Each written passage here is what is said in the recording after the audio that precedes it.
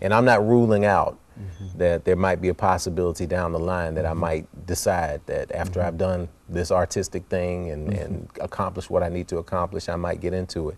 But to be able to be alive in an era where we see a President Barack Obama is an exciting thing, and it's a blessing.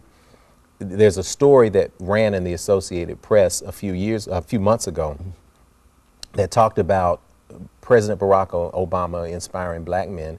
They did a profile on ART and our theater, did a profile on me, and it's because back in February of '08 when he was running, I had an opportunity to travel to Ohio and do an event for him and his volunteers with Eddie George.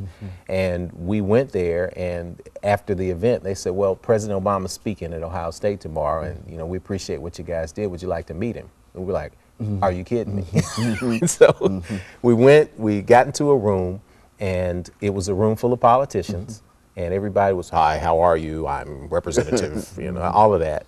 And then the one guy walks in the room who is totally not a politician at all. He walks through the door and just says, man, I didn't know it'd be so much snow up here. And it's Barack Obama.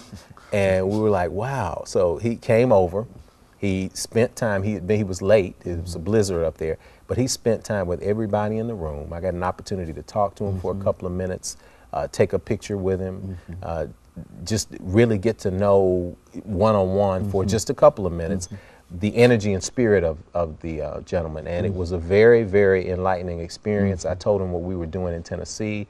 He said, keep doing that, because what we need is people like you to do their small part all over the place, and that can change, it can change the world. And that inspired me. I came back, that was February, we came back, and the next month found a building to start working on for the theater. So I think that his energy is infectious. I'm excited. I'm honored that I was able to meet him, and people see the picture in the theater, they're like, is that a cardboard cutout, or is that really him? But I hope to see him again. We'd like to have him into town and to visit Amon Ra.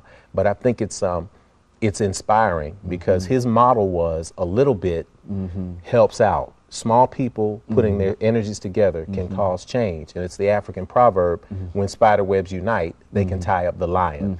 So that's what we did with our program, getting people to buy into just a person being on the roof and helping them get down, helping people to come and to see their culture and to be proud of it, and then to help in greater humanity. It just takes all of us doing a little bit to make something big happen.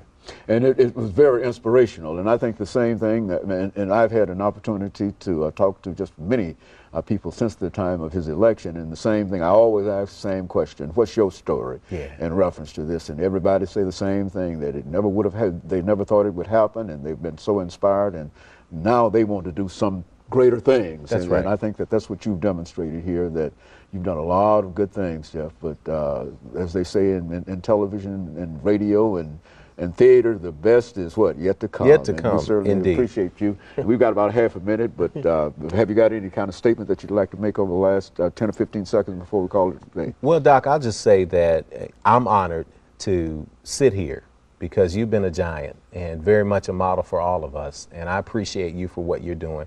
And it goes into the continuing motif that if each one of us stands where we are and shines our light, then others can join around in that. Very good. And you're certainly doing that. And let me thank our audience and encourage them to tune in again next week for another informative edition of Comments. Thank you and good morning.